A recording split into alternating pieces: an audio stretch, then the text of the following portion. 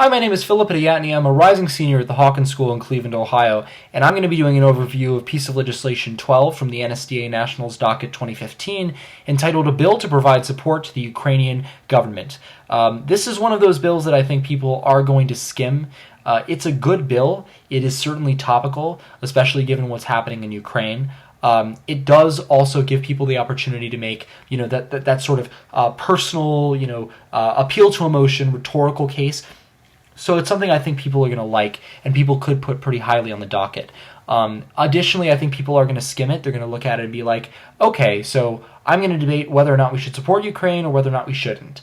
So in this video, I'm going to go into the nitty-gritty of the arguments and the nitty-gritty of the bill, and I'm going to show you exactly what the bill is doing, and then kind of where the affirmative advocacy is and where the negative advocacy is on the bill. So let's look first at Section 1, which says, the United States federal government shall provide $1 billion annually for a period of 3 years in military support to the government of Ukraine. The United States shall also have the power to provide lethal aid. By the way, a quick way to know that a bill was kind of hastily written is if it's missing periods and has weird spacing. This is one of those bills. So Section 1 is really, really vague. And Section 2 doesn't make it much better, but I'm going to read it for you just so you can understand. So it defines military support. Keep in mind, Section 1 says we're going to provide it for 3 years. Why 3 years? That's kind of arbitrary, isn't it? Like, are we expecting this conflict to continue for 3 years? Like, why are we talking about 3 years? Like, the legislation literally does not even say that we're going to renew it at any point. It just says 3 years, Let's say the conflict ends tomorrow. Oh, we're just still funding it for 3 years.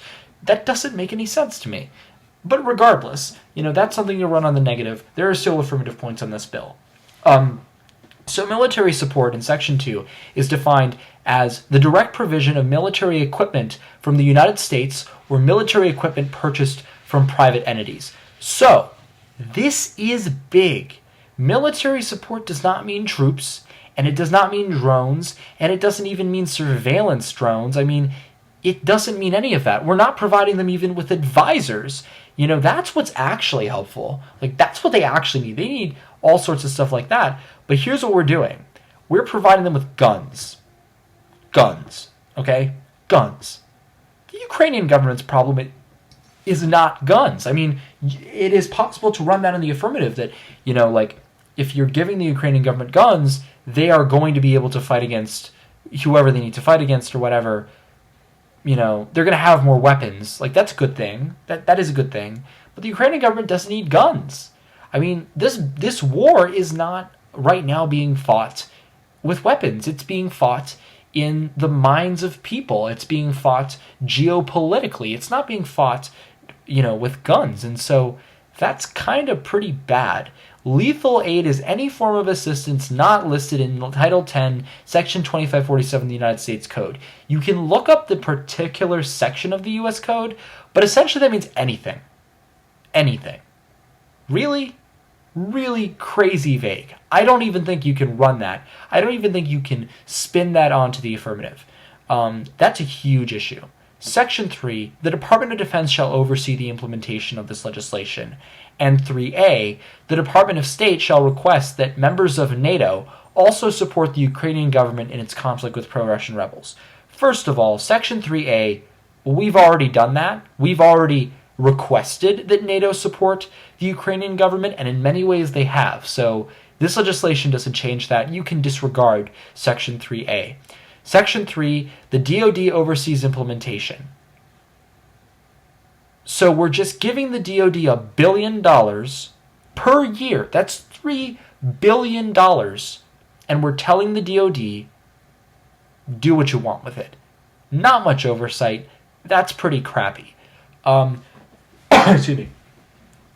So let's move back up to Section 1 and Section 2. This bill is very hard to run in the affirmative because here's what's going to happen. People are going to run a blanket case on the affirmative saying the Ukrainian government needs our help, the Ukrainian government is losing, so let's help the Ukrainian government. But then the negative is going to come up and say, that's all fine and good, but look at what this legislation actually does. It doesn't help them at all. The negative has a serious advantage here because the details of the bill are definitely in the favor of the negative. This bill was not well written. There's a lot of issues with it. So most of the affirmative speakers I think you're going to see are going to look at this on balance, and they're going to look at it based on the title, but they're not really going to look that much closer because it's really hard to spin this on the affirmative. However, there is some stuff that could save the affirmative. First of all, when you're talking about the direct provision of military equipment, you can misread that as provisioning U.S. surveillance equipment or something like that. There are ways that you can misread that in a way. You can also argue that the Ukrainian government needs guns, they need all of that, and that's an effective way to deal with Russian aggression, because the Ukrainian government still is kind of weak, and if they have the resources, it's something that can curtail Russian aggression.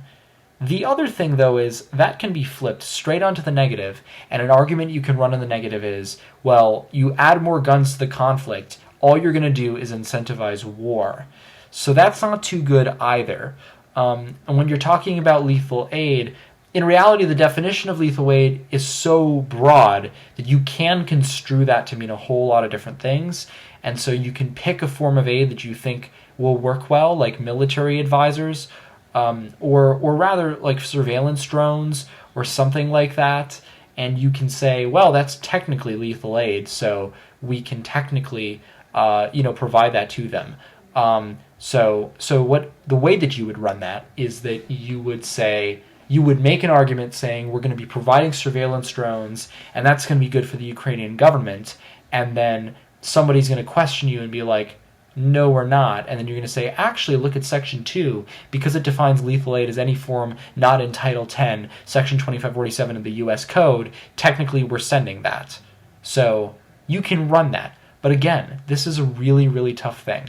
I would actually advocate that in the round you try to drop this bill just because of that, because I think it's harder to run an affirmative. So if you can find a good affirmative that I haven't found, by all means, run it.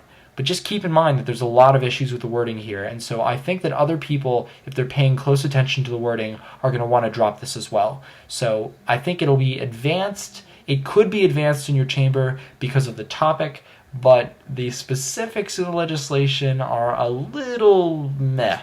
So it's something that you've got to be a little wary of.